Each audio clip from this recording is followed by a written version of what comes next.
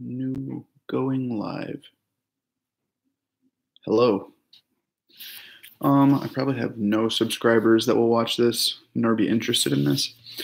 But anyway, I guess this is how you post a video now, rather than just kind of do a, what do they call it?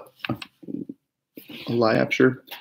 I wanted to make a video regarding getting back into ham radio. So today is February 24th, 2019. It is windy and cold and awful outside. And I have my interests to get back into ham radio have been piqued over this last winter. For about the last 3.5 years, I should say the winters previous to this, I was in college, and I had no time in the evenings to think about doing anything other than writing papers, doing homework, reading books, and so on. And now I have time in the evenings to do things that interest me. And one of the things that I definitely want to get back into is ham radio. Man, the Baofangs, I've been away from ham radio for probably the last from consistent operation, probably for eight or 9 years.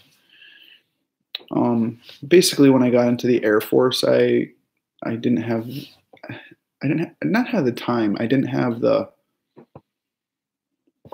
I never really made the roots long enough to do much ham operating. And actually, what was kind of fun is when I was stationed in Portugal in 2012 through 2014, when I was in the Air Force, I met a local guy, Portuguese guy, who was into ham radio and introduced me to a local ham club on this little ass island I lived on. And they had a repeater, and at the time I had my Yaesu FT7 or FT8, FT7, I think. It's hanging around here somewhere. But anyway, I had that radio, and I put it on to charge, and I started playing around on the local repeater, and it was so much fun. I love, when it compares to sitting on the computer or sitting on the radio, I would much, much rather pass hours and hours sitting, either turning the knob on the top of your HT, or, spinning the dial on a base station and just listening to, what comes in that. And I live in a place now where there is I think there's some local repeaters, but you have to have some kind of base station or high power mobile operation to hit them. You can't hit them with 5 watts. At least I haven't been able to around here. And honestly, repeaters are fun. They're cool. When you first get your license, you just kind of want to dabble, and you want something easy. Repeaters are fun. But they're just not satisfying after a while. After a while, you want something far more challenging. And I would definitely say that the HF seems that way to me. And when I was stationed in Colorado, when I had first gotten into the Air Force, I didn't do any ham operating, mostly because I was just so busy in my first year in the military, training and learning all this stuff. And so, but I was still very interested in learning, in upgrading to my general class license. And I went and bought the book at the Denver ham radio outlet store. And I still have it. I think it's in a box over there. And 5 years, almost 8 years later, Um, I've never upgraded. I was either overseas and I never made the time to study and test when I was at home on vacation.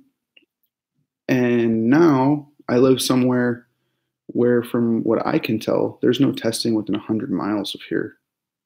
So I really wish that they could just do the upgrading online. I mean, I know that everyone and his brother would just Google all the answers, but it's just such a hassle now. I mean, I do know that back home in my hometown, they have testing monthly, and I could maybe schedule some time off and plan to take my test then.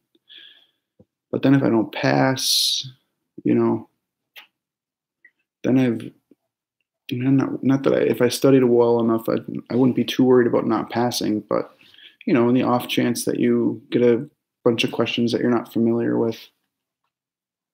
Well, anyway, I would like to here in the near future upgrade, but the logistics of that I'm still trying to figure out because I don't want to have to take vacation for God's sake to go somewhere and test. So,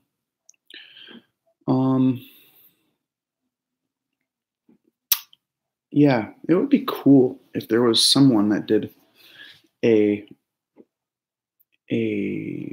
online facilitated that online somehow. I don't know how they could do that, but and the FCC still like the idea, but yeah.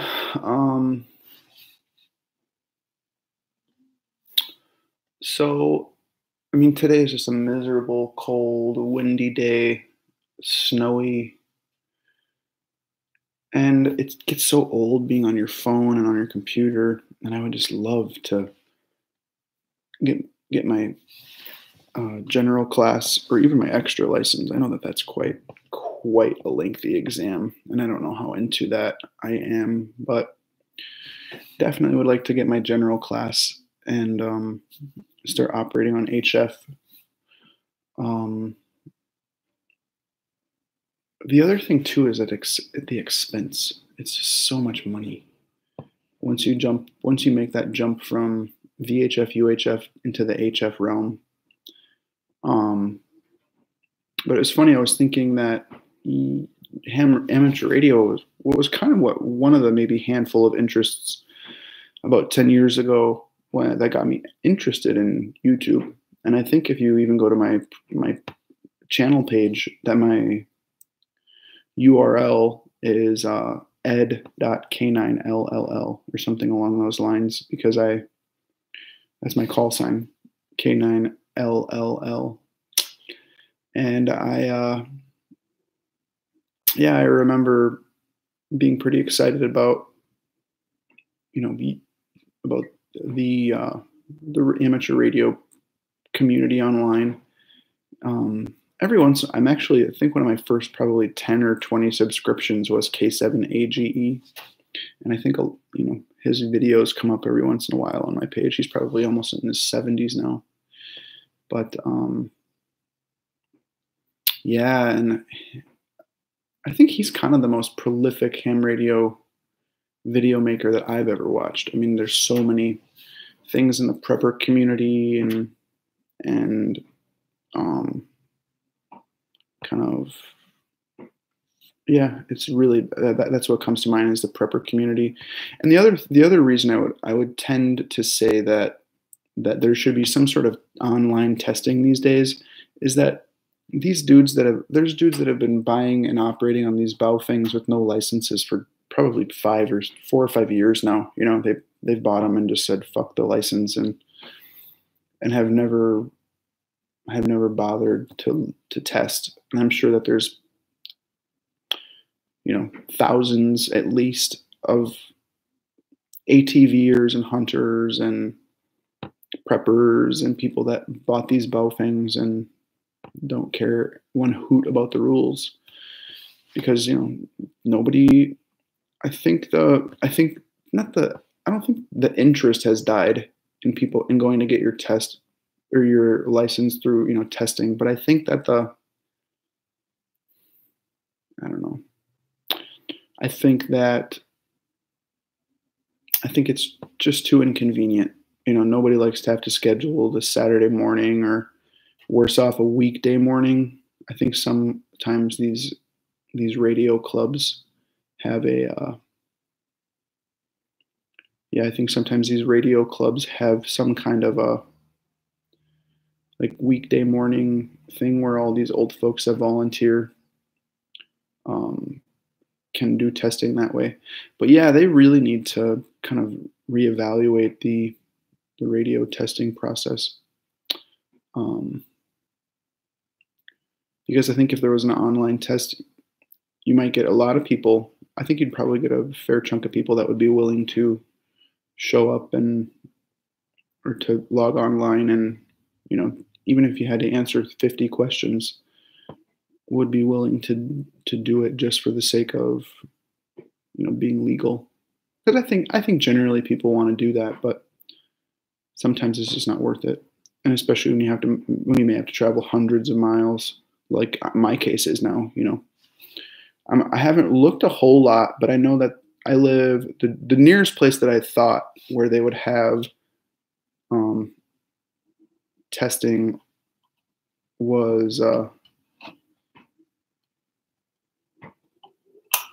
is Duluth, the Duluth Superior area, and there doesn't seem to be anyone. No clubs or anything, which just amazes me. I mean, there's 110,000 people in the Twin Ports, at least, and so it's kind of disappointing because it would be nice to be able to just go out there and test. But I'll let you know what I find. I'm going to probably save some bones for a radio here coming up soon. But yeah, I'll let you know how it goes. Thanks for watching my video. This was my first ever live stream with no viewers and no likes. And I'll yak at the world later.